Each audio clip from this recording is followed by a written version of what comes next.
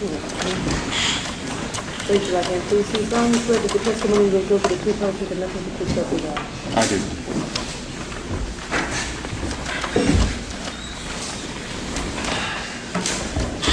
Would you please state your full name for the record?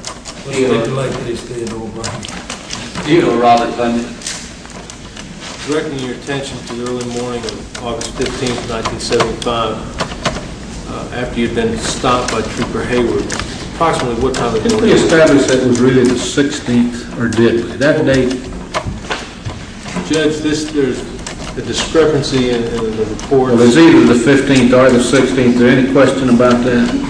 It's not All right. correct. As long as we're not hung with one on one day and one on another, that's the only thing the court was worried about.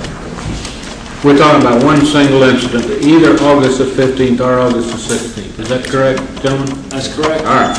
Proceed on. About what time? It was early in the morning, approximately 2 o'clock. After you had been stopped, did Officer Hayward say anything to you?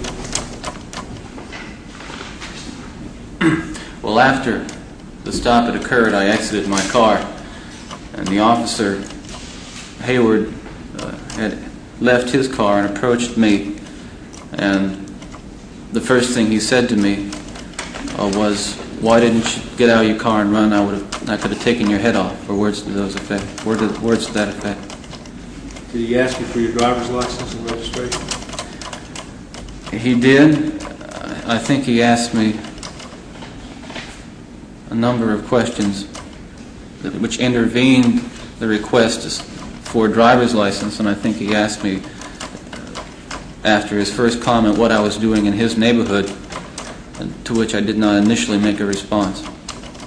And then he asked me for my driver's license, which I got from the inside of my car. Did you produce a driver's license? Yes. Produce a registration? Yes. Did Officer Hayward advise you of your rights at that time? No. Could you relate to me the circumstances which took place immediately after you were stopped?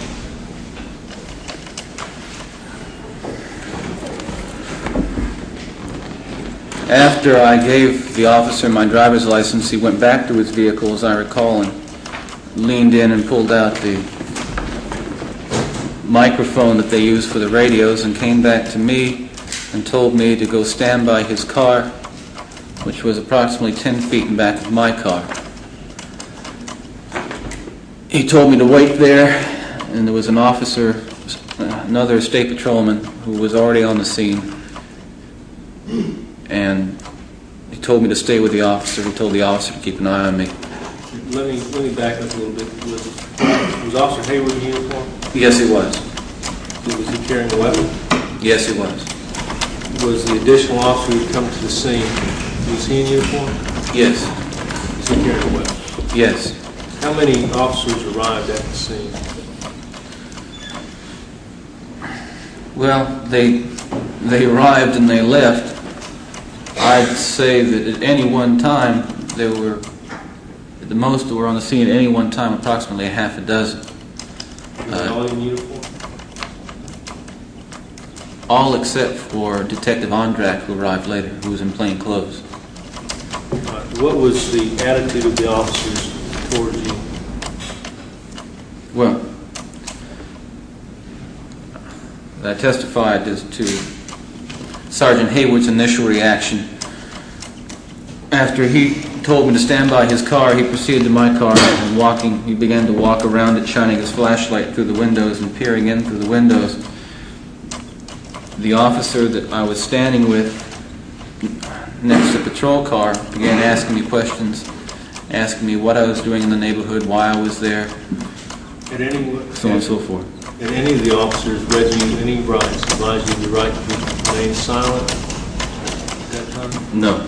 Did anybody advise you of the right to have an attorney present if any questions take place? No. Anybody advise you that you have the right not to talk to us? No. All right, and then Officer Hayward was looking in the car with a flashlight? Yes. And then what happened next?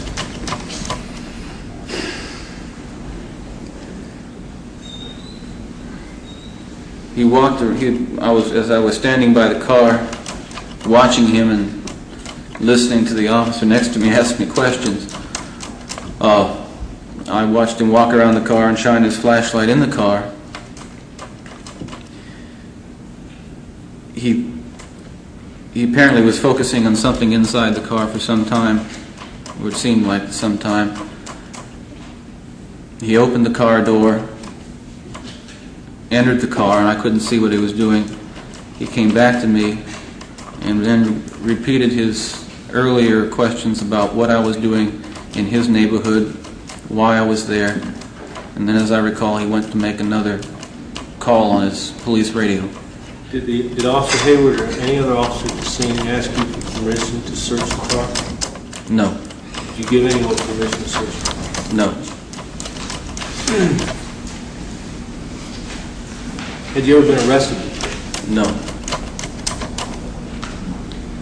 Did anyone tell you that you had a right to refuse to let them search your car? No. Do you remember the words being asked to you, whether or not you minded if they looked inside your car?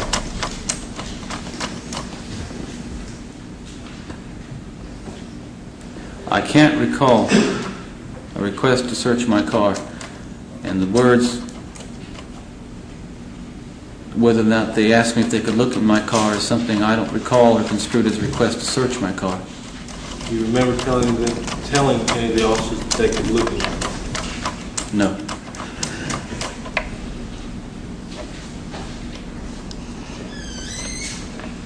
At any point during this incident, did anyone read you your Miranda rights or tell you your rights? Yes. At what point was that?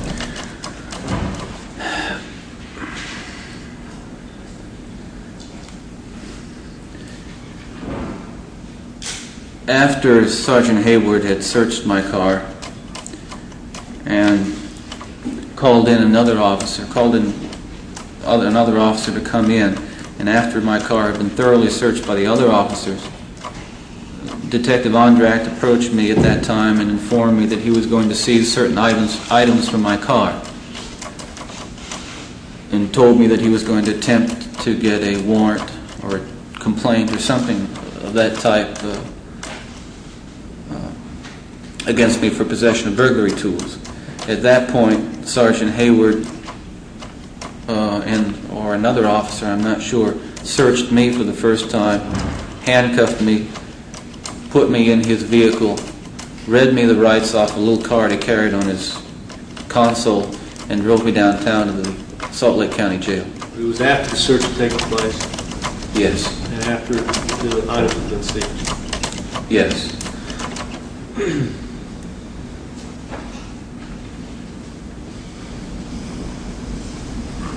Did you try to stop the search? No. Why is that? Well, I'd say I was afraid to, but that's not exactly the way. I mean, it's not that I was quaking in my shoes.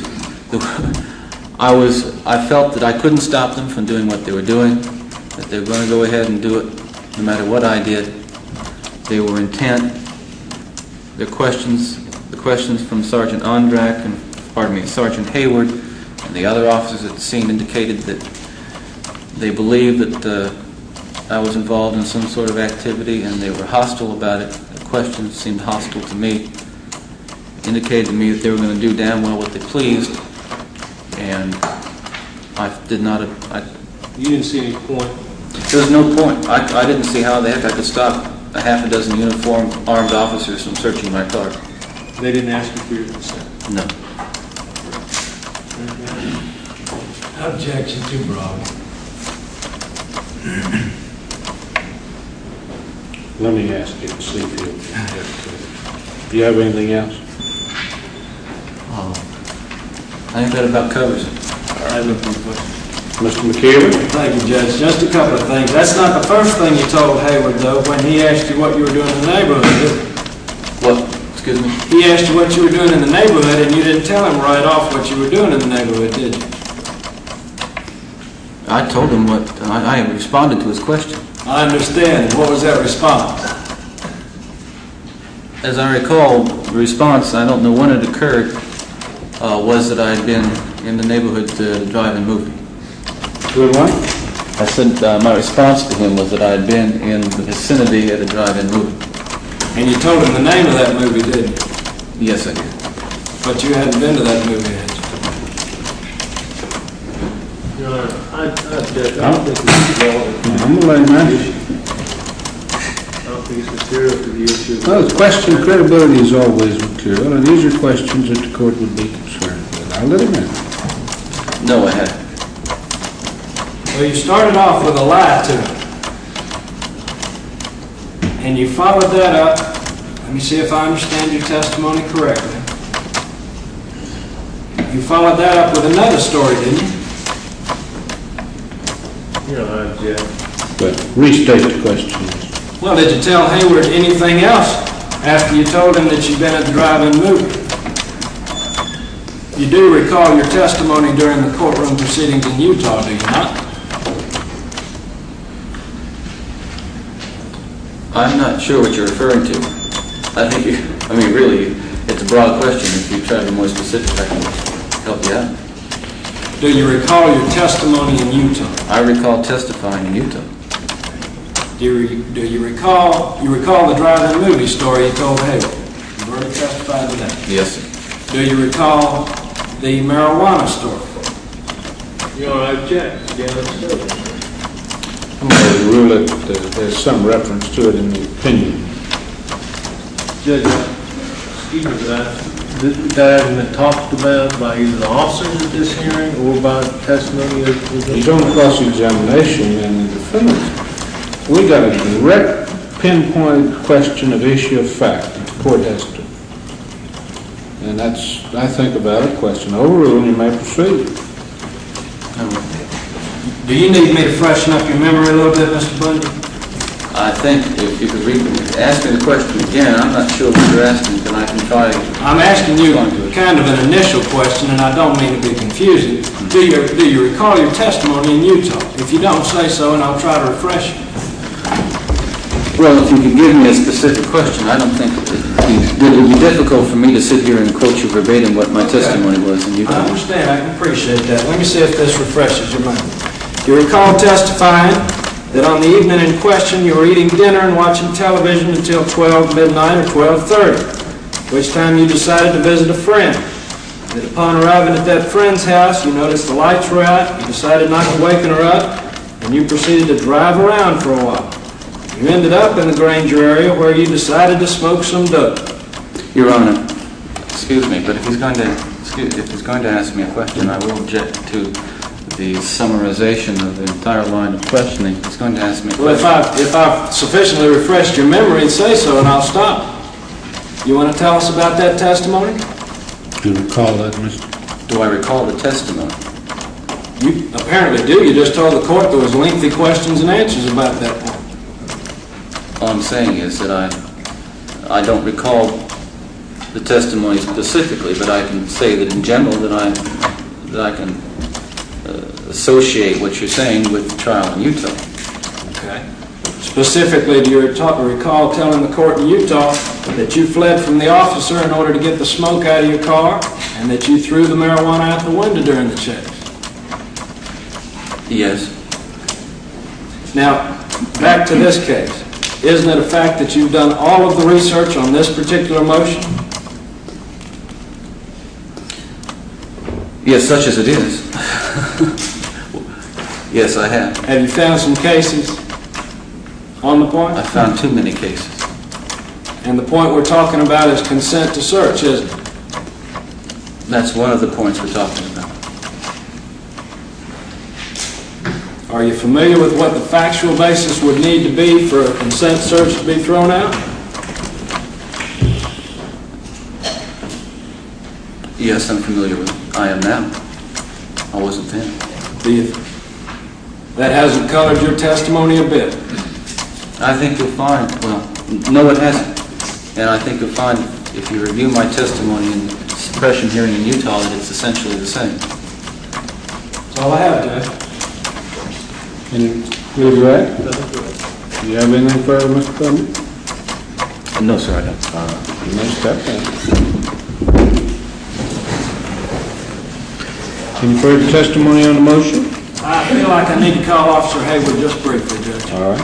Officer Hayward, then. Sergeant, I guess he is now.